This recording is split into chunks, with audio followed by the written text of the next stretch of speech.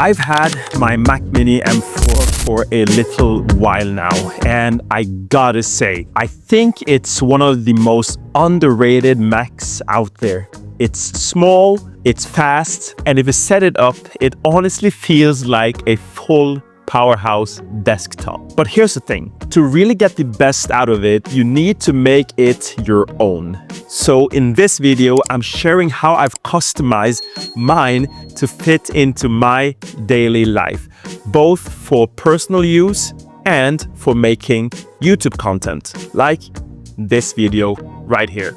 Before I jump into how I've actually customized my M4 Mac Mini, I want to thank today's sponsor, Clean My Mac. This app has been a lifesaver for keeping my Mac Mini running like new. It's basically an all-in-one toolkit. It cleans the junk files, it boosts performance, and even keeps your Mac secure. But what I've been most impressed by lately is the new cloud cleanup feature. The cloud cleanup feature lets you connect your cloud accounts like iCloud, Google Drive, or OneDrive and clear out unnecessary files with just one simple click. If you're like me and you rely on iCloud for pretty much everything from your Mac to your iPhone to your iPad, Clean My Mac is huge. It frees up space without the hassle of digging through folders manually. Another feature I use a lot is Space Lens. It gives you this really cool visual map of your storage so you can instantly spot what's taking up the most space on your Mac Mini. Honestly, it helped me track down some massive files I had forgotten about a long time ago. So if you want your Mac to stay fast, secure, and clutter-free, I highly recommend trying out Clean My Mac right now. They were kind enough to give me a 10% discount code. Just use Morris10 and I'll drop my affiliate link in the description so you can grab it directly there. Big thanks to Clean My Mac for sponsoring this video. Now, let's get back to how I set up my M4 Mac Mini to really make the most out of it. Your monitor is the window to everything. Everything you do happens on your monitor. On the display side, I've tested both ends of the spectrum. If you really want to go all out, Apple's Studio Display is, well, gorgeous.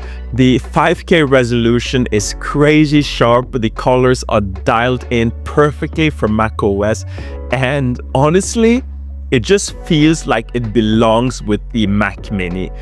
Now, the downside of the Studio Display is obviously the price, but if you're chasing that full Apple experience, this might be the one for you. On the flip side, I've also used the Mac Mini, as you can see right here, with the AOC 27-inch Q27G2E gaming monitor, which is way cheaper than a Studio Display, but still really solid.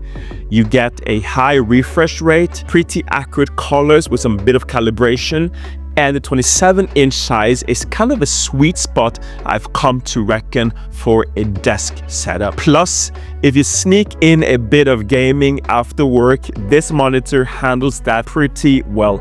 I mean, primarily it is a gaming monitor after all. At the end of the day, the monitor you choose basically defines the Mac Mini experience. So whether you're splurging on the Apple Studio Display or saving some money with a budget gaming monitor like I have right here, just make sure it fits your workflow and your style. Now, I have been considering getting a 32-inch monitor as well, so leave some comments about any good 32-inch monitors out there. Let me know in the comments section what monitor you are using. Now, one of the best parts of the M4 Mac Mini is how clean and minimal it is. I keep my setup pretty much clutter-free. A wireless keyboard and a mouse, a simple desk mat, and some decent lighting. It sounds small, but these small changes can actually change your whole mood and make everything just seem a bit more smoother. For my setup, I've been rocking the Satechi Bluetooth keyboard with the Logitech MX Master 2.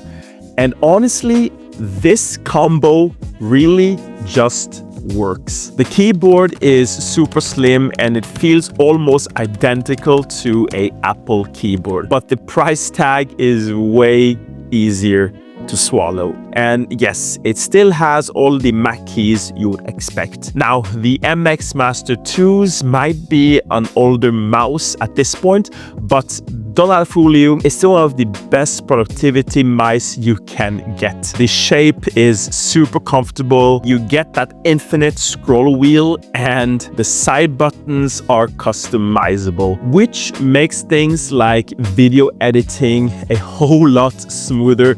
Even if you're not editing, it's just a good everyday kind of mice for multitasking. It's reliable, it feels premium, and way cheaper than buying, let's say, Apple's official gear, for instance. Finally, I added a small hub so I can quickly plug in SD cards, SSDs, or even a microphone when I'm doing voiceovers. It keeps my desk clean, but also makes the Mac Mini feel a lot more flexible, like a sort of command center. Now, there are a bunch of different docks here and there, so here are some of my favorites. You have the M4 Mac Mini Hub from Satechi, and then you have my personal favorite, the 218B Max Standing Hub from Mini Sapporo. I know backups don't sound exciting, but they actually matter a lot. I use a past external T7 SSD from Samsung for Time Machine and then keep a second one for video projects. That way, my internal storage on the Mac Mini, which is just the base version, stays light and free. And I always have a backup safe spot if something goes terribly crazy or wrong. So if you're creating anything, this is a must. To get the best out of your Mac Mini, you're also going to need to use the right apps. So here's a rundown of every single day-to-day app that I use. I use CapCut for editing, Lightroom for editing photos, Canva for my thumbnails and creative work, and of course, Clean My Mac is always there to keep my M4 Mac Mini clutter-free. Each of these helps me do more with less clicking around. So guys, those are the things that I've done to get the best out of my M4 Mac Mini. And here's the best part. You don't need to spend a fortune or be a pro user. It's all about building a space that works for you. One that feels inspiring to sit down at and helps you get into the zone, helps you to lock in. Now, if you've got any tips of your own or questions about my setup, as you can see, drop them in the comment section. Thank you so much for watching this video. I appreciate the support, guys. And hey, maybe even hit subscribe. I'll catch you guys in the next one. Peace.